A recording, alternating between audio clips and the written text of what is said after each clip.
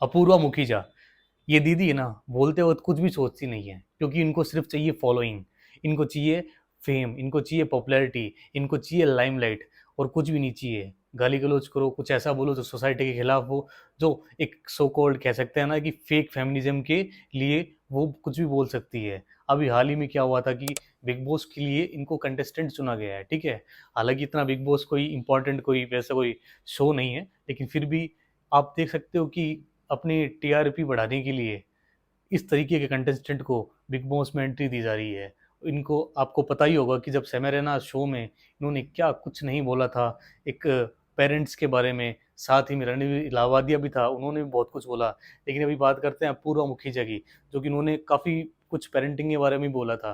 और अब ये बिग बॉस की कंटेस्टेंट बनने चाह रही है, तो सोचो आप, वो टीवी पर आएगी और इस तरीके से हमारे सोसाइटी को पूरा खराब करने वाली है ये। और गाली गलौज के नाम पर तो इनको कुछ भी बकने को लिए तैयार है। और हाल ही में इन्होंने ये भी इंटरव्यू में ये भी कहा था कि जो वुमन की है ना एक सेक्सुअलिटी होती है, उसको मोनेटाइज कर देना चाहिए। अगर पुरुष देख रहे हैं, अगर जो मेंस है वो देख रहे हैं, वो स्टूपिड हैं, तो उनको मोनेटाइज कर देना चाहिए। उन दीदी को पता नहीं कि एक पर्सनल जो बॉडी होती है और यूट्यूब में बहुत कुछ फ़र्क होता है, तो इनको ये पता नहीं है, बस उनको ये चाहिए, फ़ेम चाहिए, और कुछ भी करने के लिए तैयार हैं। अब ऐसी जो लड़कियाँ होती हैं ना, ऐसी दीदी या ऐसी बहन होती है ना, तो ये क्या करती हैं, सोसाइटी को ख़राब ही करती है। और इनको न जाने क्यों इतनी फ़ॉलोइंग मिल जाती है, न जाने क्यों इतना इनको लोग फ़ॉलो करते हैं, और इसी हिसाब से ये सोसाइटी को पूरी तरह से डिस्ट्रॉय करने वाली ऐसी लड़कियाँ होती है। बिग बॉस के नाम पर ये क्या ही करेगी, सबको आपको सबको पता है कि बिग बॉस में क्या ही होता है, गाली गलौज के अलावा, लड़ाई के अलावा और होता ही क्या है। कुछ भी चीज़ें सोसाइटी के लिए एक नॉलेजेबल चीज़ें कुछ भी नहीं है।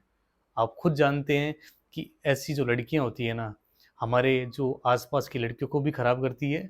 जिस तरीके से पेरेंट्स सोचते हैं बाहर जाने के लिए कि हम खुद अपने बच्चों को जब बाहर भेजेंगे, तो कहीं ना कहीं ऐसी लड़कियां निकल के सामने ना आए, तो ये डर भी उन पेरेंट्स को रहता है कि हम लड़कियों को जब बाहर पढ़ाने भेज रहे हैं, तो ऐसी लड़कियां सामने ना आए समाज के सामने। तो एक तरफ ऐसी लड़कियां और एक तरफ ऐसी लड़कियां हैं, जो कि सोफिया कुरैशी मैडम है, भूमिका मैडम है, जो देश को रिप्रेजेंटेटिव करती है। और यूट्यूब पे अगर बात करूं, तो कि निकिता ठाकुर है, जो काफ़ी इंटेलेक्चुअल बातें करती हैं और काफ़ी एक ऐसी बातें करती हैं जो समाज के लिए इम्प्रूवमेंट वाली बातें होती है। मैं ऐसा नहीं कहता कि पढ़ाई करने से ही सब कुछ होता है।